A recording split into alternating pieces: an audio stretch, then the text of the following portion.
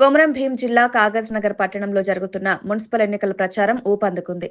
ఈ నేపథ్యంలో ward number 13 నుంచి టీఆర్ఎస్ పార్టీ తరపున కౌన్సిలర్ అభ్యర్థిగా ఏ కన్వర్ సతీమణి జీనత్ వాహిం బరిలో దిగారు.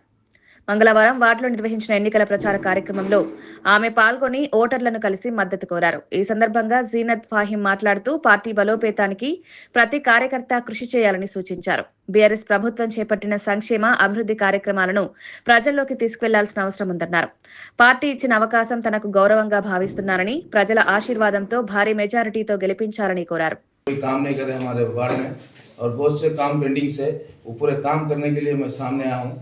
और मेरी गुजारिश है 13 नंबर वार्ड के पूरे आवाम से कि मेरे को एक अच्छी मेजॉरिटी के साथ जिताए। कोनापा साहब का भरोसा करके मेरे को टिकट दिए है। कोनापा साहब इस भरोसे को कायम रखे। मैं फिर से गुजारिश कर रहा हूँ कि वार्ड नंबर 13 के आवाम से कि अच्छी मेजॉरिटी के साथ मेरे को जिताने की कोशिश करें। कि मैं अपने वार्ड नंबर, मेरे घर वाले का नाम है जीनत फहीम, और मैं कोनापा साहब का और केटीआर साहब का, केसीआर साहब का शुक्रिया अदा कर रहा हूँ कि मेरे जैसे को टिकट देके मेरे को भरोसा करे। इस भरोसे को मैं कायम रखता हूँ। जय तेलंगाना। जय तेलंगाना। सिरपुर कागज नगर वार्ड नंबर 13 से अन्नू भाई के मिसेस खड़े हैं म्यूनसिपल इलेक्शन में। तरह की आवाम से गुजारिश है कि अन्नू जितने की पूरी वंचर सपोर्ट है अन्नू भारी मेजॉरिटी से जिताने के लिए। और कोनापा सर केसीआर सर का शुक्रिया अदा करता हूँ कि टिकट देने के लिए। जय तेलंगाना, जय केसीआर, जय कोनप्पा। కాగజ్ నగర్ పురపాలక ఎన్నికల్లో సాధారణ ఎన్నికలు 2026లో మరి కాగజ్ నగర్ మున్సిపాలిటీ అందరి 13వ వార్డు మా rickshaw colony, Gollawada, Irfan Nagar colony నుంచి మరి గౌరవ మాజీ ముఖ్యమంత్రి వర్యులు తెలంగాణ జాతిపిత కేసీఆర్ గారి ఆశీర్వదించి కోనప్ప గారు బలపరుస్తున్నటువంటి మా కార్యకర్త అన్వర్ గారి సతీమణి జీనత్ ఫహీం గారు మరి నామినేషన్ వేయడం, ఇవాళ బీఫామ్ కూడా సబ్మిట్ చేయడం జరిగింది. మరి ముఖ్యంగా చూసినట్లయితే కాగజ్ నగర్ పట్టణం ప్రాణంతో ఉందంటే దానికి కారణం పేపర్ మిల్.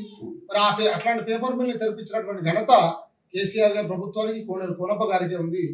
దీంట్లో భాగంగానే ఈరోజు కాగజ్ నగర్ నిలకడ ఉంది, లేకుంటే శ్మశానంగా మారేది.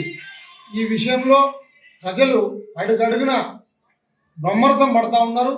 ఏ ఒక్క యువకుల నుంచి మొదలు పెడితే మహిళలు, కార్మికులు, అదేవిధంగా వ్యాపారస్తులు అందరూ కూడా కేసీఆర్ గారి బీఆర్ఎస్ పార్టీకి కారు గుర్తు మీద ఓటేసి అత్యధికంగా గెలిపిస్తామని చెప్పేసి ప్రతి చోట వాళ్ళ స్పందన బాగుంది.